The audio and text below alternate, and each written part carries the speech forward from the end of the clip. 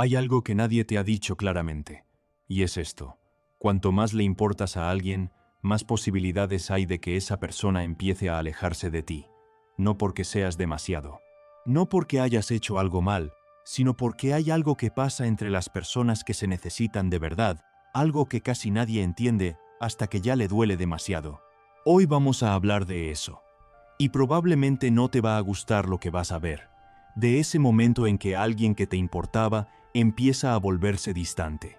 De cuando escribes y tardas horas en recibir respuesta. De cuando estás en la misma habitación que esa persona y sientes que están en mundos distintos. De cuando haces todo bien, o eso crees, y aún así, algo se enfría sin que nadie lo explique, sin que nadie lo diga. Sin que haya una razón clara que te permita entenderlo o soltarlo. Solo esa sensación de que algo se fue, poco a poco, sin que puedas señalar el momento exacto en que empezó. Lo que vas a descubrir aquí no es una lista de consejos. No te voy a decir qué mensaje mandar ni cuánto tiempo esperar para responder. Esto es un espejo, y quizás lo que veas en él no te va a gustar del todo, pero es lo que necesitas ver. Quédate hasta el final, porque la parte más importante no está al principio. Conoces a alguien. En pocos días ya hablan todo el tiempo. Le cuentas cosas que normalmente guardas para ti. Le preguntas cómo está, qué hizo, qué siente. Le mandas esa canción que te recordó a él o a ella. Estás pendiente, muy pendiente. Y en ese momento todo parece bien. Esa persona responde, sonríe, te dice que eres increíble. Pero pasa algo que no ves. Y aquí es donde empieza el problema. Cuando das todo desde el principio, cuando te abres sin filtro, cuando te entregas antes de que haya algo real que sostener todo eso, la otra persona empieza a sentir algo sin nombre, algo que ni ella misma sabe explicar, una mezcla entre incomodidad y distancia, como si de repente el espacio entre ustedes se llenara demasiado rápido y no hubiera sitio para que ella también eligiera estar ahí. Como si le quitaras la posibilidad de acercarse porque ya no hay distancia que recorrer. Tú lo haces desde un lugar genuino, desde las ganas de conectar, pero la velocidad con la que das asusta sin hacer ruido. Y el alejamiento que viene después te sorprende, porque sientes que hiciste todo bien, que fuiste honesto, que fuiste atento, que diste lo que hubieras querido recibir, y aún así, algo se fue. Eso pasa más de lo que crees. Y casi nadie lo dice así de claro. Imagínate esto. Mandas un mensaje, pasan 20 minutos, miras el teléfono, pasan 40, lo vuelves a mirar, 1 hora, y en ese tiempo, tu estado de ánimo ya cambió 3 veces. Y probablemente ya sabes exactamente de qué estoy hablando. Si responde rápido, estás bien. Si tarda, empiezas a preguntarte qué hiciste, si dijiste algo que no debías, si ya no le interesas, si hay alguien más. Construyes una historia completa en tu cabeza antes de que esa persona haya siquiera leído lo que le mandaste. Lo que está pasando ahí no es solo que extrañas a esa persona, es que estás empezando a depender de algo que no controlas. Lo que está pasando es que tu tranquilidad depende de algo que no controlas. Y eso la otra persona lo siente, aunque no lo verbalice. Lo siente en cómo hablas, en cómo preguntas, en cómo reaccionas cuando hay silencio. En esa tensión invisible que se cuela en cada conversación. Y aquí es donde empieza el problema, porque lo que viene ahora es más incómodo de lo que parece. Cuando alguien percibe que tiene ese poder sobre ti, que un simple silencio te desestabiliza, ocurre algo inconsciente. Empieza a valorar tu presencia menos, no porque sea mala persona, no porque quiera hacerte daño, sino porque lo que se entrega sin condición, sin pausa, sin misterio, cuesta menos entenderlo como algo valioso. Es un mecanismo antiguo, casi animal, y aunque no quieras aceptarlo, tú también lo haces. Lo escaso se desea, lo que siempre está ahí, se da por hecho. Probablemente ya lo has vivido, solo que antes no lo habías mirado así. Alguien te dijo una vez, directa o indirectamente, que eres demasiado intenso, demasiado serio, demasiado algo, y desde ese día, empezaste a ajustarte, dejaste de ser tan directo.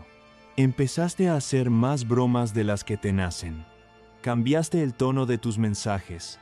Calibraste tu manera de estar según cómo veías que esa persona respondía. Si un día estaba fría, te volvías más ligero. Si un día parecía distante, buscabas la manera de hacerla reír. Todo esto lo hacías pensando que así conseguirías que te eligieran. Pero lo que no ves es lo que estás perdiendo en el proceso. Que si dabas la versión correcta de ti, si encontrabas el tono justo, si no eras demasiado ni demasiado poco, entonces sí, entonces funcionaría. Y lo que no te das cuenta es que cuanto más te ajustas, más te pierdes. Y en algún punto, dejas de ser alguien a quien se puede elegir de verdad. Y la persona enfrente de ti, aunque no lo sepa conscientemente, deja de conectar contigo porque lo que tiene enfrente ya no eres exactamente tú. Es una versión editada, una versión que intenta encajar. Y con versiones editadas es muy difícil enamorarse de verdad, porque en algún lugar, aunque no lo digan, sienten que falta algo. Y lo que falta eres tú, el real, el que guardas para cuando crees que es seguro mostrarlo. Nadie puede elegirte de verdad si no sabe quién eres de verdad. Y eso duele escucharlo, pero es así. Puedes llevar años buscando que alguien te vea, y al mismo tiempo llevar años ocultándote. Las dos cosas al mismo tiempo, sin darte cuenta de la contradicción. Ella no te ha escrito en 3 horas. Él fue escueto en su última respuesta. Esa persona que antes te mandaba audios largos ahora responde con una sola palabra. Y tú ya construiste una historia completa. Ya decidiste lo que significa. Ya sufriste por algo que todavía no ha pasado, que quizás nunca va a pasar, que quizás no tiene nada que ver contigo. Hay personas que cuando sienten que alguien está interpretando cada silencio, cada tardanza, cada cambio de tono, empiezan a sentir una presión invisible.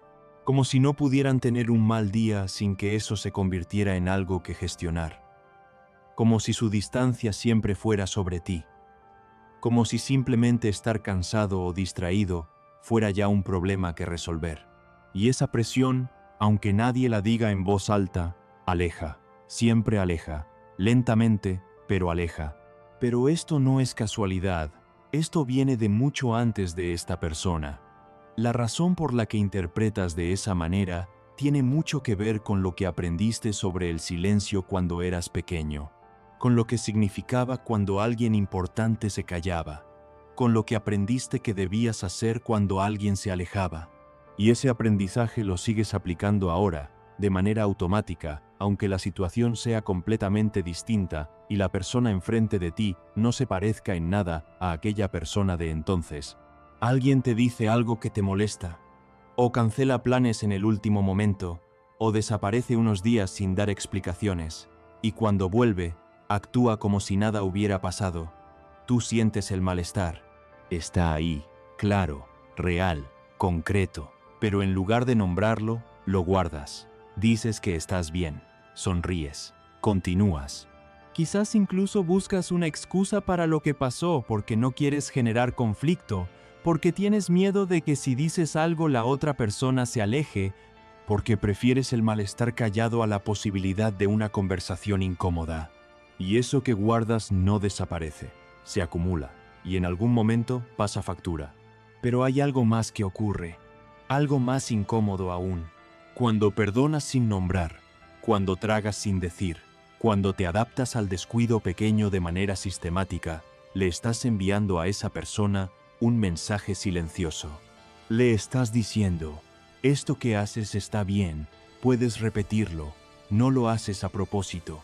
Lo haces desde el miedo, desde las ganas de que todo funcione, desde la esperanza de que si no haces ruido las cosas mejorarán solas, pero el efecto es el mismo. Y la persona que actúa así, aunque al principio no lo haga de manera consciente, aprende que contigo hay margen, que hay cosas que puede hacer y tú absorberás. Y ese margen, con el tiempo, se convierte en distancia, en descuido, en indiferencia. En que un día te das cuenta de que llevas meses siendo el último en la lista de alguien que era el primero en la tuya. Lo que viene ahora es más difícil de escuchar, pero es necesario.